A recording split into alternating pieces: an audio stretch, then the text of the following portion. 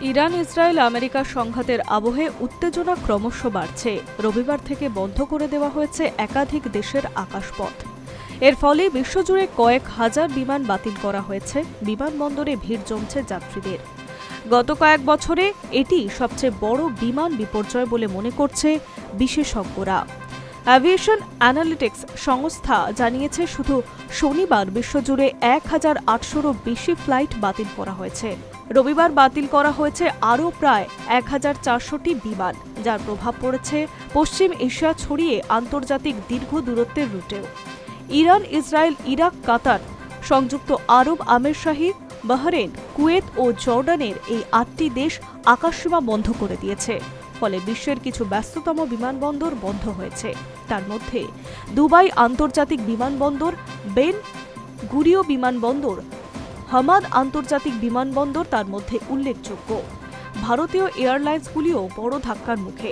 দেশের ৩টি প্রধান বিমান সংস্থা এয়ার ইন্ডিয়া, ইন্ডিগো ৬৩০টিরও বেশি বিমান বাতিল করেছে। শুধু ইন্ডিগো ২রা মার্চ ১৬০টি বিমান বাতিলের ঘোষণা করেছে। এয়ার ইন্ডিয়া ইউরোপ ও আমেরিকা রুটে বেশ কিছু বিমান পরিষেবা অনির্দিষ্টকালের জন্য স্থগিত রেখেছে।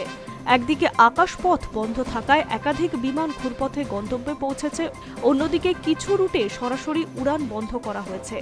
আকাশসেবা হঠাৎ বন্ধ হয়ে যাওয়ায় ৪০টিরও বেশি ফ্লাইটকে মাঝপথ থেকে ঘুরিয়ে নিতে বলা হয়েছে। অস্ট্রেলিয়া, ব্রাজিল, মালদ্বীপ সহ বিভিন্ন দেশে বহু যাত্রী আটকে পড়েছেন, বিশেষ করে যাদের সংযোগ ফ্লাইট ছিল পশ্চিম এশিয়ার হাবগুলির মধ্যে।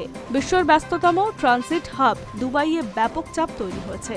বেশিরভাগ এয়ারলাইন্স যাত্রীদের তারিখ পরিবর্তনের সুযোগও করে দিচ্ছে, তবে স্বাভাবিক হতে সময় লাগবে বলেই মনে করা হচ্ছে। বিশেষজ্ঞদের মতে, আকাশসীমা খুললেও দ্রুত সব ফ্লাইট পরিষেবা স্বাভাবিক হবে না, কারণ বিমান ও ক্রু পুনর্বিন্যাস, নতুন স্লট পাওয়া, ব্যাকলগ সামলানো সবকিছু আরও কয়েকদিন সময় লাগতে পারে। এছাড়া সাধারণ ট্রাভেল ইন্স্যুরেন্স যুদ্ধ পরিস্থিতিতে সুরক্ষা দেয় না, কেবল ক্যান্সেলেশনের ফি ধরনের পলিসির কিছু সুবিধা পাওয়া যেতে পারে। Hi news network.